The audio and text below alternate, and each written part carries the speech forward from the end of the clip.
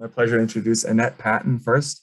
Annette, if I recall correctly, earned her PhD from Colorado State University in geomorphology and is now working with Josh Roaring and myself and many, many others, coordinating a wide interdisciplinary group of people looking at landslide early warning in Sitka, Alaska.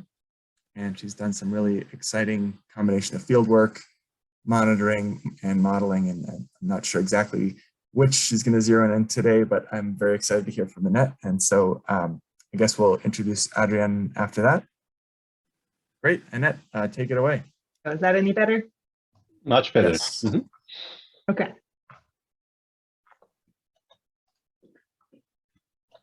So as Ben mentioned, I am a postdoc at the University of Oregon. I'm fortunate enough to collaborate with a number of great folks, and this is an ongoing project. So today I'm going to be posing a lot of questions and answering very few of them. So I'm really excited for the discussion at the end of this to get some feedback and kind of think about all of these questions together. What I've been working on is helping to design a preliminary landslide forecasting system in Sitka, which is in Southeast Alaska. And this photo that you see at the beginning here is a nice touristy photo of the town of Sitka. And as you can see, it's a very beautiful mountainous post-glacial landscape with a lot of development on the base of some of these really steep post-glacial hill slopes. You see part of the town here is in some broad glacial valleys, but there are also a number of houses and neighborhoods built up on the sides of some of these really steep hill slopes. And as Ben mentioned, this is a really interdisciplinary project that I'm talking about here today. So I won't read all of the agencies and people involved here, but I just want to take a moment to acknowledge the really collaborative effort in this project. And to give you a little bit of an overview of where I'm kind of going today, I'm going to introduce a sort of triggering event, if you will, a landslide that happened in Sitka in 2015, talk a little bit about some of the monitoring efforts that we have ongoing, and describe our preliminary landslide warning design. So back in August of 2015, there was a very large atmospheric river, which is a type of rainstorm that can deliver a really high moisture content from oceanic sources into coastal areas. And there were over 40 landslides that occurred near the town of Sitka, including one debris flow that initiated here on one of these very steep hill slopes and unfortunately resulted in 3 fatalities. Now, the town of Sitka is a fairly small town. It's a pretty cohesive small community. So those 3 fatalities were really felt in the community. And in response, the community reached out to several scientific organizations with questions about how to mitigate landslide hazards. And the first part of our project involved a lot of geomorphic mapping and geomorphic assessment. I'm not going to go into the details about it, but I did want to briefly show this map to give you a sense of the fact that there's a very heterogeneous geomorphic context here. There's a lot of spatial heterogeneity in the soil sediments and soil thicknesses. You can be standing on a hill slope in old volcanic deposits and move a meter to your left, and suddenly you're sitting on glacial till. So there's a really complex landscape here, and one of the questions that we continuously are asking ourselves is how much instrumentation do we need in order to characterize this really complex landscape? And when we started this project, I started working on this research back in 2019, and fortunately at the time there were some really established data sets already. There's a federal weather station located at the airport that has hourly rainfall records going back 20 years. For Alaska, that's a pretty extensive record, so we were really grateful to find that, as well as a couple of other stream gauges and other monitoring stations in the town. But as I mentioned, this is a really spatially heterogeneous landscape, both in terms of the geomorphology and the weather and climate that we see. So we wanted to expand our spatial network, and now that monitoring network looks more like this, which is really exciting. That includes both 10 rain gauges that are operated by citizen scientists, as well as a handful of soil moisture sensors and hydrologic monitoring stations operated by the University of Oregon and the US Geologic Survey. So there's a lot going on here. But we have a lot more data coming in as of the last few years, which is really exciting. We have a lot to play with. We've played around with a couple of different hydrologic monitoring setups. We started off trying to use a really low-cost version that ended up not being as robust as we needed. The USGS has a monitoring station set up as well, which is a little bit more similar to some of their monitoring stations elsewhere in the country, a little bit more robust and comprehensive. And at the University of Oregon, we have focused on this kind of midpoint in terms of cost, which is a setup using technology from Onset Computer Corporation. And we have 3 of these stations set up near Sitka, and they all record rainfall, soil moisture, water pressure at the bottom of a well, and a shallow well, and some atmospheric conditions, including temperature and humidity and things like that. So these stations on their own cost about $3,000 each, which is better than it would have been a few years ago. Cost of some of this technology is going down pretty quickly, which is really exciting. And these onset stations are using the cellular data network to transmit data in real time, or near real time. In about every 10 minutes, we can receive data as long as the battery is getting enough power from the sun, which isn't always the case. And of course, when we're thinking about using that soil moisture data and in situ monitoring and building landslide thresholds, we want to build off of the work of many previous scientists and folks who have been thinking about landslide thresholds for a long time. So we've been thinking about integrating storm intensity and antecedent rainfall, as well as antecedent soil moisture conditions in our designs. And including all of that rainfall, that 20 years of rainfall over the last 20 years, we have also access to a landslide inventory that has been compiled by the U.S. Forest Service. They've done an amazing job documenting landslides and making observations about what has happened in Sitka. It's a small area and fairly remote, but they've done a really great job of documenting pretty much every landslide in the proximity of the town, which is really incredibly helpful. And over the last 20 years, there are 6 storms that we know of that have initiated landslides with really detailed timing. That might not seem like a lot of storms, but as I'm going to talk about in a minute, it's enough to start. And the benefit here is that because we're looking at a sort of near town area, we have the really detailed timing for these events. We know when the landslide happens, in some case down to the minute, because it impacted power lines and things like that. And as you can see in each of these storm events, you're looking at rainfall, hourly rainfall rates in the blue bars there. And the landslides, which happen at these red lines, all occur after periods of very short but intense rainfall. So really brief high intensity rainfall events are occurring before each of these landslides. So to start off, we wanted to start really simply and just think about rainfall. I'll get to soil moisture in a moment, but I have a little bit of a lead in for you. And so just looking at rainfall, we started by thinking about some statistical models that can think about a triggering and antecedent rainfall. And we really wanted to hone in on what timescale was most important in Sitka. So I compared a number of different triggering rainfall conditions and antecedent conditions to the entire period of record where no landslide occurred. Again, we have really high confidence that in our landslide inventory, because we're looking at this really small area. So we know with confidence that all of these other 6,000 days in our record that no landslide happened, And what we've found is that if you look at just one variable, the 3-hour rainfall in these big storm events is the best at separating out landslide and no landslide events in Sitka. So that's where we're going to start. That's here in the top right of this image, and you can see the distribution of no landslide events, and then here in the red points are landslide events. And our model is separating those out reasonably well. Now, we expected when we were looking at this rainfall that some antecedent rainfall condition would be really effective at adding accuracy or improving model fit. But what we found was a little bit surprising. And here's where the soil moisture story really comes in. We found that antecedent rainfall isn't really that effective at improving model fit. You could argue that one day antecedent rainfall, which is this little blue square right here, slightly improves model fit. That bright blue spot is better model fit. But it's not a really clear advantage to add in an antecedent rainfall condition. And one of the reasons we think that's the case is that at these shorter timescales, it might not be very surprising, but 3-hour rainfall and 24-hour rainfall are very strongly correlated.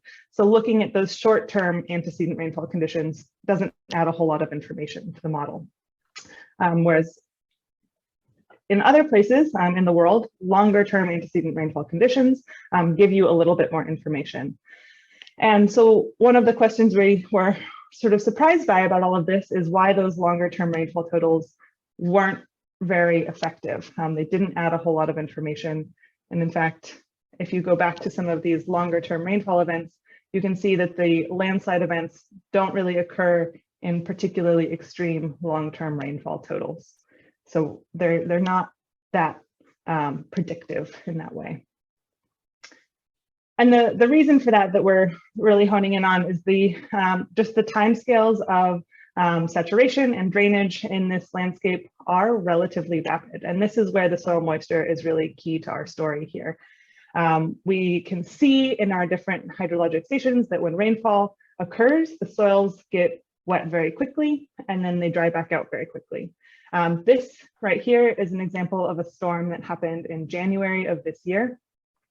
And you can see rainfall in blue at the top.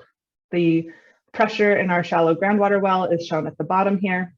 And then the green lines are a couple of soil moisture sensors. And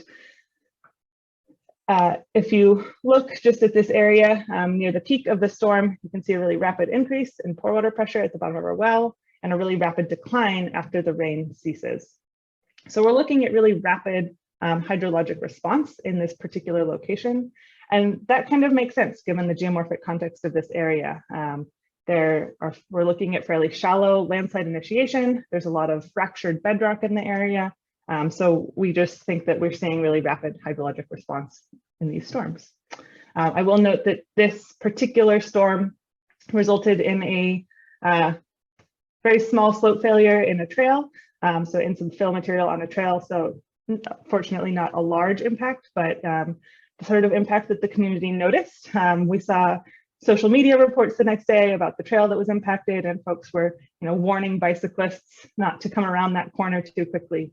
So we did see some minor impacts from this particular storm.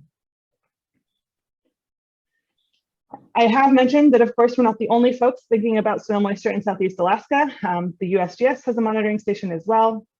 You can check out some of that real-time data on their web portal. And you'll see a similar story. This plot doesn't show rainfall, but you can see some of those really rapid, flashy hydrologic responses when it does rain. This is a storm back in October of 2020, and on October 26th of 2020, that was one of our landslide events. So this is another example of that really rapid hydrologic response. And some of these sort of lines of thinking go back decades, in fact. Back in 1984, Roy Seidel was looking at hydrologic response and also observing this kind of rapid, flashy hydrologic response in these post-glacial hill slopes of Southeast Alaska. So where we're going next is sort of integrating some of these rainfall-based rainfall-based landslide thresholds and statistical models into some public-facing warning tools or hazards mitigation tools. And we're working on developing those right now, but we have a number of remaining questions. We know that this hydrologic monitoring and in-situ soil moisture monitoring has the potential to improve on our rainfall-based landslide warning system, but we're not sure yet how much or if we have enough data at this point. We're not sure how far in the future that sort of monitoring is going to allow us to predict if we see really rapid response. We might not really be able to predict that in the future in a meaningful way. And we still don't know, how many monitoring stations does it take to effectively characterize this landscape? So these are all active questions, very relevant, of course, to our discussion today. And if you have questions for me that you want to discuss after the end of this meeting, feel free to get in contact. So Adrian will show a different environment, Switzerland, and he will present the work that he has been doing the last 3 to 4 years here at the Federal Institute of Forest, Snow and Landscape in Switzerland. And Adrian, with that, I hand over to you. Thank you, Manfred. I will share my screen and you tell me when you see it. I see it. Mm-hmm. Okay, good. Yeah, thanks for that introduction. I will talk about the work that I did in Switzerland, or that we did in Switzerland, on soil wetness measurements, or assessing the potential of soil wetness measurements for regional landslide early warning. But first, I would also like to acknowledge the co-authors that I listed here that really contributed to these studies that we conducted. And yeah, I would like to give an introduction to the topic. So in Switzerland, landslides are a reoccurring phenomenon, and they cause millions of damage every year and have caused dozens of fatalities in the past decades. Now in Switzerland, shallow landslides are mostly triggered by rainfall and snowmelt water infiltration into the ground. And we see here on the right-hand side a couple of images of recent events. And we see here on the map of Switzerland that these events, or landslide events, they concentrate mostly on the northern and on the southern edges of the Alps. In Switzerland, there is currently no operational landslide early warning system, but one will be developed, and first warnings should be issued by as early as 2023. Now, we've heard already before from Ben or Annette that soil wetness information can improve rainfall-based threshold models. And at the same time, there's an increasing availability of soil moisture measurements. So we see here plotted on this map the number of, or the soil moisture sites that are currently available in Switzerland. And the goal of this thesis was to gather this information and see what we can learn from this data. But I'm diving a bit more deeper now into our study, and we focused on 3 main research questions. So the first being, what is the potential of in situ soil moisture measurements for regional landslide early warning? So really the point information, how can we use this point information for regional landslide early warnings? Second, how well does a landslide forecast model perform if we use simulated soil moisture compared to using measurements? Or in other words, could we use simulated soil moisture to complement a soil moisture monitoring system? And third, what are the impacts of topography on the measured soil moisture, but also on the resulting forecasts? And this is motivated by the fact that most of the existing soil moisture monitoring sites in Switzerland are located at flat locations. And we conducted this in 3 steps. So first, we developed a statistical landslide forecast model that is fed with measured soil moisture data, in situ soil moisture data, and calibrated or parameterized with landslide data that we got from a landslide database. We then applied the same statistical framework to simulated soil moisture and compared the results. And finally, we conducted a field experiment where we installed soil moisture monitoring sites, 2 sites at different topographic settings. We applied the statistical framework to this site, and again compared this with the ability to predict landslides. In the next couple of slides, I would like to go a bit more into detail into the database that we use, the statistical forecast model, and also the field experiment that we conducted. But first, I would like to show you the soil moisture data that we used in our study, in our first study. So here you see the map of Switzerland, again with all the soil moisture sites that have been used in the study.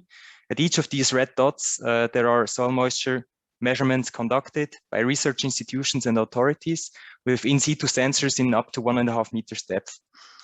And this data goes back up until 2008. We then compared this to a national landslide database, the WSL flood and damage database, which records landslides based on news articles. And in this study, we included roughly 550 events. We then also conducted, or we also simulated soil moisture at the same sites, but also at additional sites where meteorological input information or measurements were available. And since the records go back much more in time, we could also go back more in time for this study up until 1981. And as a consequence, we could also include more landslide events.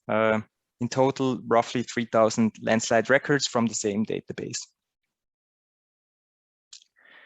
Next, I would like to show you a bit more in detail how we designed our landslide forecast model. So at each of these dots, we characterized the profile mean saturation, so normalized soil moisture, and we identified periods of continuous saturation increase, and we called those infiltration events.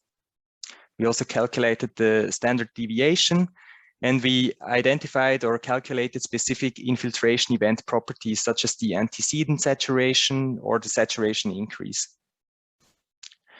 We then flagged these events as landslide triggering, depending on whether there was a landslide observed at the same time and within a specific distance from the site, the so-called forecast distance. And finally, we fit a logistic regression model to it, to this data set. And as an output, we get the triggering probability or the probability for each infiltration event to belong to the triggering class. And during this sample period here at this site, we see that at the beginning of the onset of this period, saturation was low, and so was the landslide triggering probability, but it increased significantly towards the end, where we also saw these landslide events. Finally, we conducted a model evaluation using ROC analysis. And we did this not only for one forecast distance, but we did it for a total of 8 forecast distances to assess the distance dependence of the model.